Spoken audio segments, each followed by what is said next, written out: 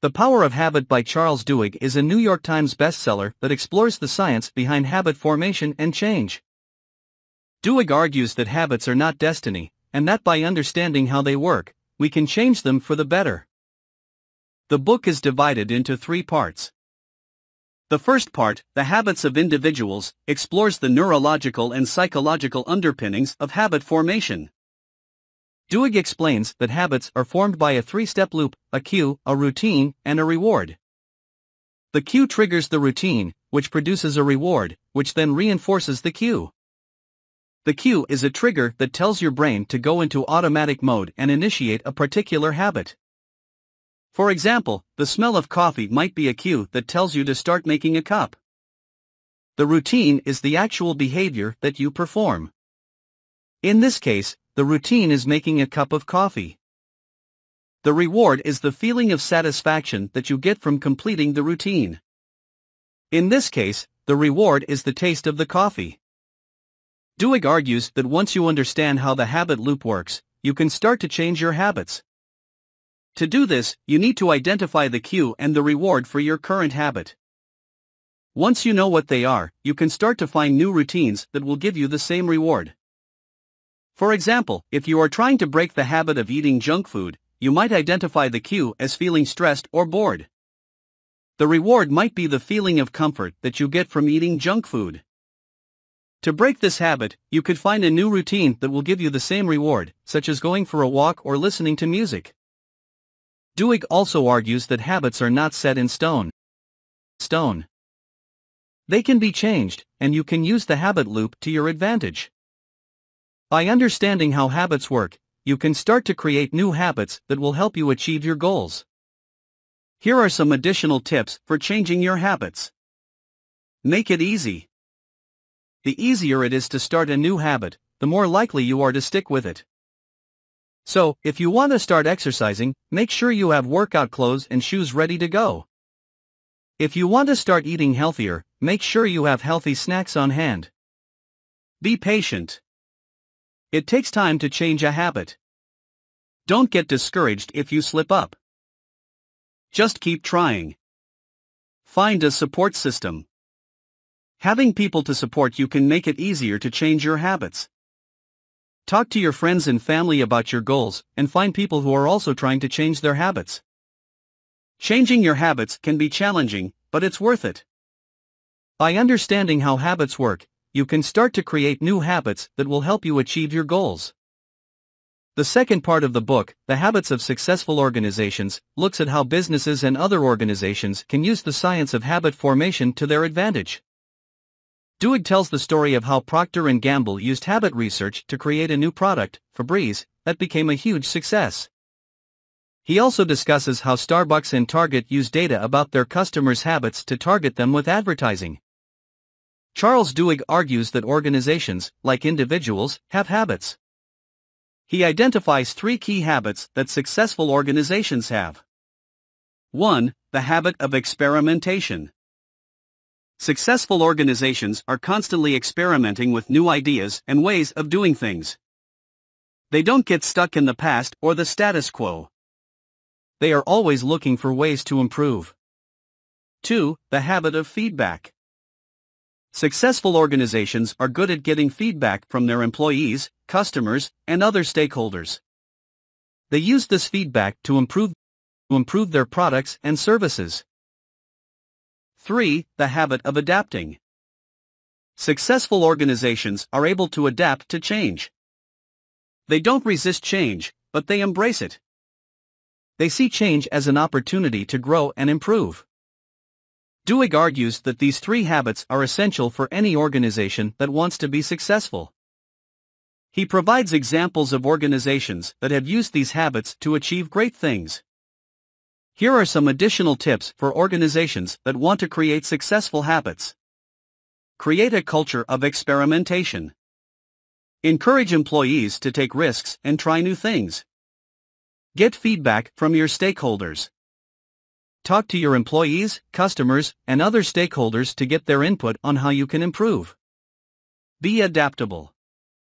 Be willing to change your plans when necessary. Creating successful habits takes time and effort, but it is worth it. By following these tips, you can create an organization that is constantly improving and growing. Here are some examples of successful organizations that have used the habits discussed in the second part of The Power of Habit. 3M. 3M is a company that is known for its innovation. It has a long history of experimenting with new ideas and products. For example, 3M invented Scotch tape, Post-it notes, and Scotchgard. Netflix. Netflix is a company that has disrupted the traditional movie industry. It has a culture of experimentation and feedback. For example, Netflix was one of the first companies to offer streaming movies online. It also uses data to get feedback from its customers on what movies they want to watch. Amazon. Amazon is a company that is constantly innovating. It has a culture of adaptability. For example, Amazon was one of the first companies to offer online shopping. It also has a very fast shipping system. These are just a few examples of successful organizations that have used the habits discussed in the second part of The Power of Habit. If you want your organization to be successful, you should consider adopting these habits as well. The third part of the book, The Habits of Societies, looks at how habits can be used to change social norms and behaviors. Duhigg tells the story of how Martin Luther King, Jr. used habits to build the civil rights movement. He also discusses how Alcoholics Anonymous and Weight Watchers use habit-based programs to help people change their behavior. He argues that societies, like individuals, have habits that can be difficult to change. However, he also argues that by understanding how these habits work, we can start to change them for the better. Duhigg begins by looking at the Montgomery bus boycott. This was a 381-day boycott of the Montgomery, Alabama bus system that was organized by Martin Luther King Jr. and the Southern Christian Leadership Conference, SCLC. The boycott was sparked by the arrest of Rosa Parks, a black woman who refused to give up her seat to a white man. Duhigg argues that the Montgomery bus boycott was successful because it was able to change the habits of the people of Montgomery. Before the boycott, people of all races were used to riding the bus in a segregated way. However, during the boycott, people of all races began to walk, carpool, or ride bicycles instead of taking the bus. This new habit helped to break down the system of segregation in Montgomery. Duhigg then goes on to look at other examples of how societies have changed their habits. He talks about how the United States has changed its habits around smoking, drinking, and driving. He also talks about how the Scandinavian countries have changed their habits around obesity and crime. Duhigg argues that these changes are not just the result of luck or chance. He argues that they are the result of people understanding how habits work and then taking steps to change them. Duhigg concludes the third part of The Power of Habit by arguing that we can all make a difference by changing our own habits and the habits of our societies. He says that the habits of individuals and societies are not destiny. By understanding how habits work, we can change them for the better. Here are some tips for changing the habits of societies. Start with small changes. Don't try to change everything at once. Start by making small changes that you know you can stick with. Make the changes visible. When people see others making changes, they are more likely to make changes themselves. Celebrate successes. When people make changes, it's important to celebrate their successes. This will help them stay motivated to keep making changes. Don't give up. Change takes time. Don't get discouraged if you don't see results immediately. Just keep working at it, and eventually you will see change. The Power of Habit is a fascinating book that provides a new understanding of how habits work. It is a must-read for anyone who wants to change their own habits or the habits of their organization. Here are some key takeaways from the book. Habits are not destiny. They can be changed. Habits are patterns of behavior that are repeated over and over again. They can be good or bad, and they can have a big impact on our lives. Sometimes, habits can feel like they are controlling us, and that we can't change them. However, this is not the case. Habits can be changed, and it is possible to break free from bad habits and develop good ones.